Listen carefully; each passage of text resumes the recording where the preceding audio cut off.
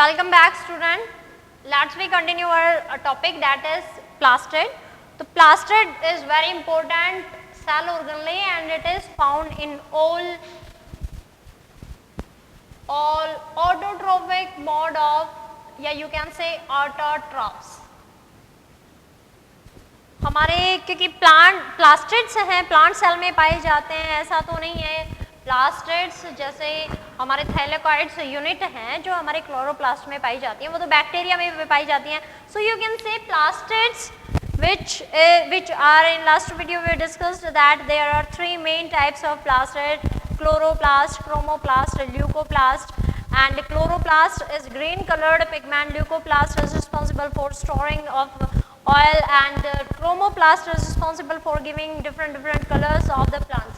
So plastids, the term plastid was term plastid, ये जो term plastid term थी ये that was given by this term was given by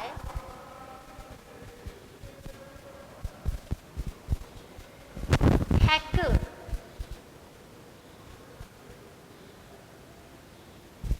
Haeckel ने term दी थी in 1866. Plastid term was given by Haeckel in 1866. This is important and you should be remember this point that who gave term plastid. So plastid term was given by Haeckel in 1866 and हम पढ़ते हैं आज जो आपके syllabus में है that is about chloroplast.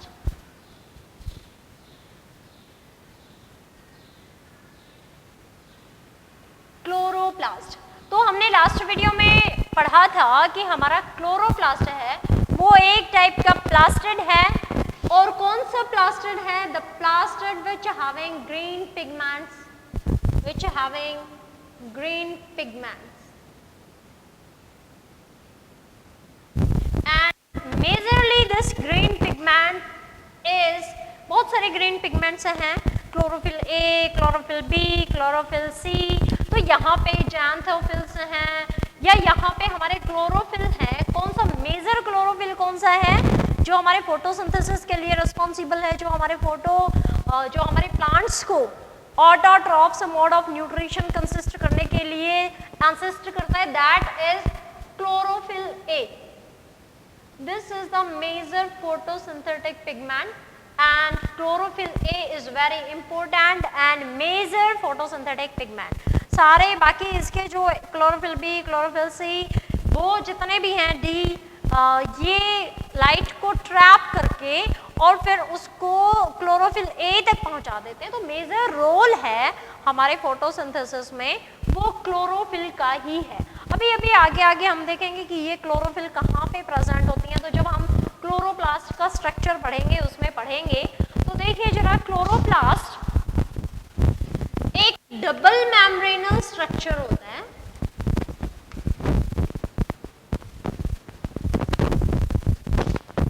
Structure of chloroplast.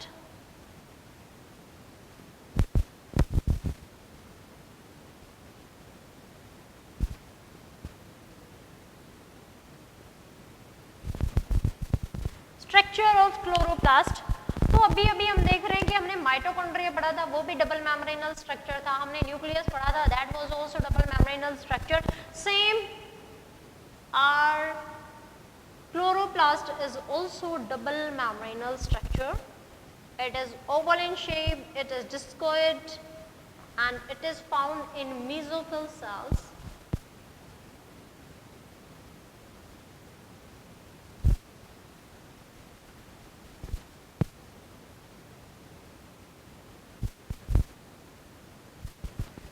This is found in chloroplast is found in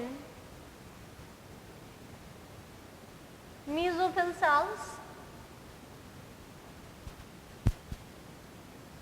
mesophyll cells में पाए जाते हैं ये.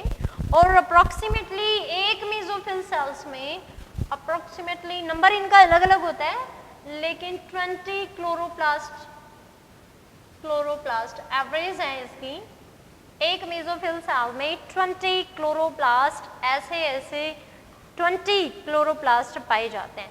It is oval in shape, it is disc shaped and it is surrounded by double membranous.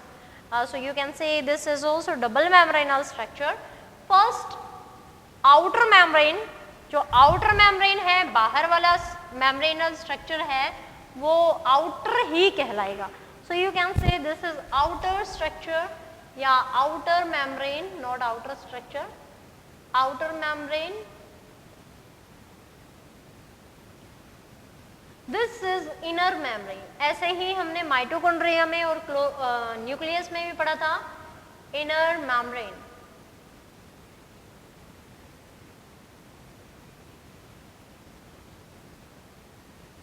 outer membrane which is in contact with cytoplasm, and inner membrane this is present in contact with this stroma. Next इन दोनों के बीच में space present होता है. So we call this is intermembranal space. Intermembranal space.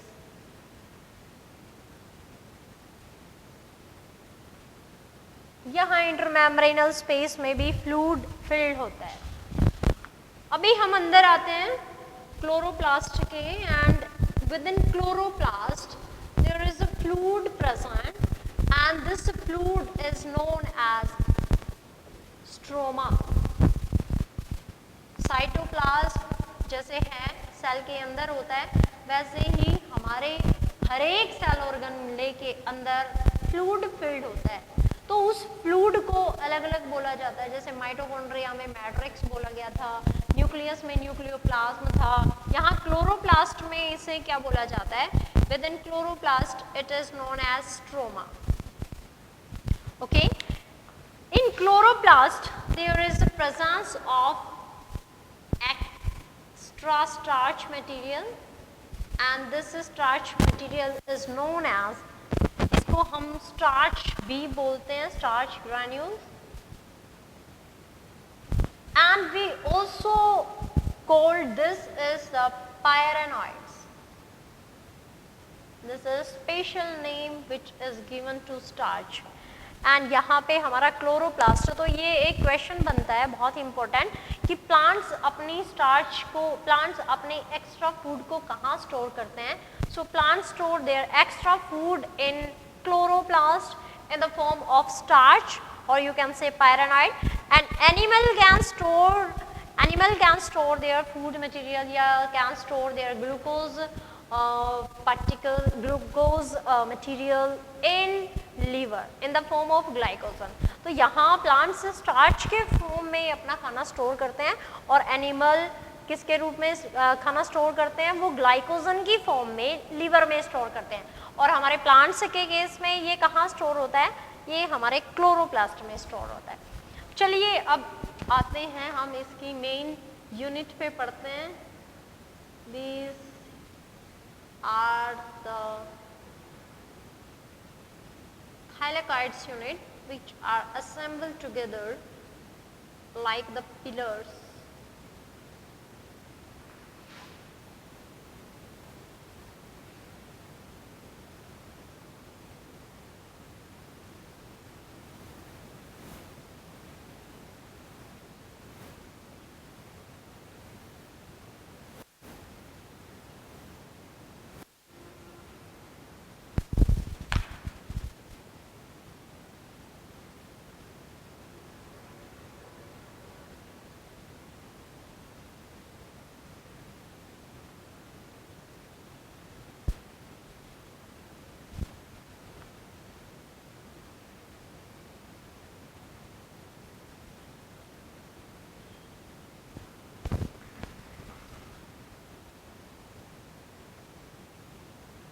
These are the units and these are some pillar like structure which are made up of thylakoids. इनकी एक एक यूनिट, ये एक स्ट्रक्चर या एक पिलर, जैसे आप कॉइन एक दूसरे के ऊपर रखते हैं वैसे जो स्ट्रक्चर बनता है, वैसे ही यहाँ पे एक एक यूनिट रखी हुई है एक दूसरे के ऊपर. एंड ये सिंगल यूनिट है, ये कहलाती हैं thylakoids. Thylakoid a pillar of thylakoids unit, that single pillar is known as granum, that is singular, and all these pillars which are made up of thylakoid, इनको हम collectively जितने भी granum, जितने भी एक ग्रेनम, दो granum and this all granums collectively these are known as grana. So you can say granum is singular word and grana is the grana. एक के लिए हम ग्रेनम वर्ड यूज करते हैं और अगर हम सब के बारे में देखें, सब ग्रेनम को कलेक्ट कर लें, then we call this these are the grana. So यहाँ पे ये हमारी थाइलेकॉइड यूनिट हैं which are the functional unit of the chloroplast. अभी मैंने आपको बताया था कि क्लोरोप्लास्ट में क्लोरोफिल होता है, means chlorophyll A B C D कहाँ प्रेजेंट होते हैं ये, क्या ये स्ट्रोमा में पाए जाते हैं, ये स्टार्च में पाए जाते हैं या फिर पूरे क्लोरोप्लास्ट में पाए जाते हैं? No, there is the thylakoids membrane and these thylakoids having chlorophyll. These thylakoids are having chlorophyll molecules here. तो ये इनकी मेम्ब्रेन होती है, डबल मेम्ब्रेनल स्ट्रक्चर होते हैं थाइलेकॉइड्स भी, और यहाँ हमारी मेम्ब्रेन के बीच में इनकी मेम्ब्रेन है, उनके बीच में जो स्पेस है उसे मेम्ब्रेनल स्पेस कहते हैं, और जो स्पेस मेम्ब्रेन के बीच का जो स्पेस है वो हमारा मेम्ब्रेनल स्पेस कहलाएगा, और जो हमारे थाइलेकॉइड के अंदर वाला स्ट्रक्चर है जैसे ये, this is known as thylakoid lumen. Thylakoid lumen, this is lumen means खाली जगह. यहाँ खाली जगह है, कहने को खाली जगह है, लेकिन यहाँ पे बहुत इंपॉर्टेंट फंक्शंस परफॉर्म्ड होते हैं, रिएक्शंस होती हैं, लाइट रिएक्शंस, उसके बाद डार्क रिएक्शन होगी, वो हमारी स्ट्रोमा में आ जाएगी. Stroma, photosynthesis is not easy process जितना आपको दिखाई देता है. फोटोसिंथेसिस के दो स्टेप होते हैं, light reaction and dark reaction. Light reaction यहाँ होता है and it occur in it takes place in the presence of sunlight. Chlorophyll molecules sunlight को ट्रैप करते हैं और उसकी वजह से यहाँ थाइलेकॉइड की ल्यूमेन में वाटर का लाइसिस हो जाता है. in the presence of light, that's why we call this is photolysis of water. यहाँ पे पानी टूट जाता है और यहाँ ऑक्सीजन में और हाइड्रोजन में पानी ब्रेक डाउन हो जाता है. तो हमें थाइलेकॉइड की ल्यूमेन में ऑक्सीजन फोटोसिंथेसिस के दौरान जो रिलीज होती है वो कहाँ मिलती है? वो फोटोलाइसिस ऑफ वाटर के दौरान जो हमारे थाइलेकॉइड की ल्यूमेन है वहाँ पाई जाती है. नेक्स्ट, हमारे क्लोरोप्लास्ट के अंदर खुद का अपना डीएनए प्रेजेंट होता है. So that it's having DNA, it means simply it having replicated power. तो DNA जब है तो replication power है, means this chloroplast, whole chloroplast can make its another copy. That's why it is having the replication power because it's having its own DNA material. लेकिन यहाँ पे ribosomes भी present होता है एंड राइबोसोम्स है which type of ribosome here present? Here 70S type ribosome present. 70S types of ribosome.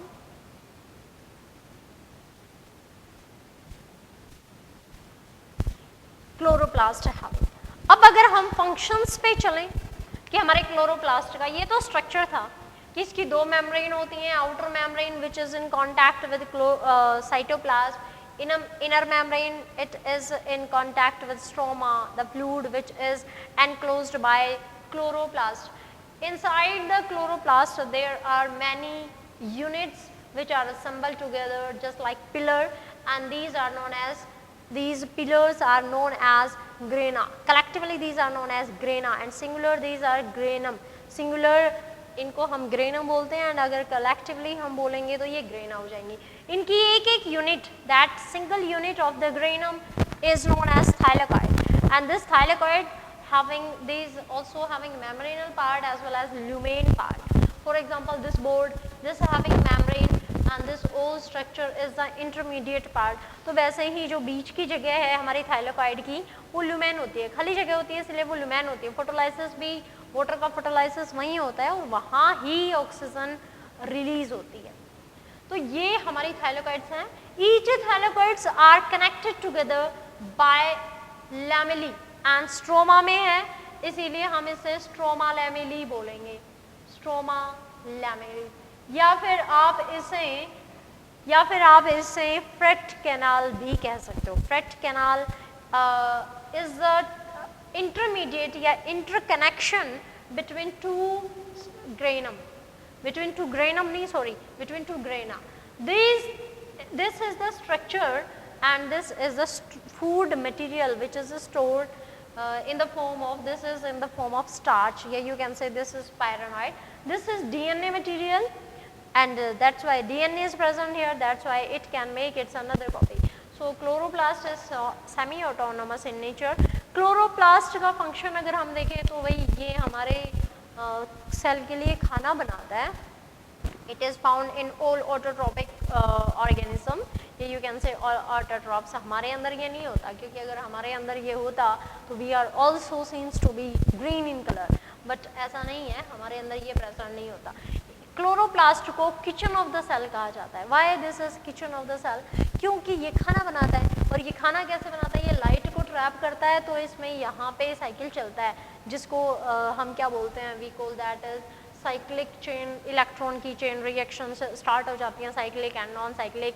उसके दौरान जो ATP और NADPH की फॉर्मेशन होती है, वो हमारा NADPH की फॉर्मेशन होती है, वो हमारा फोटोसिंथेसिस का जो दूसरा स्टेप है उसको प्रोसीड करने के लिए हेल्प करता है। और so that's why it form the food material for the plants, that's why this is known as kitchen of the cell. So students, if you having any problem related to this topic, then you can comment in comment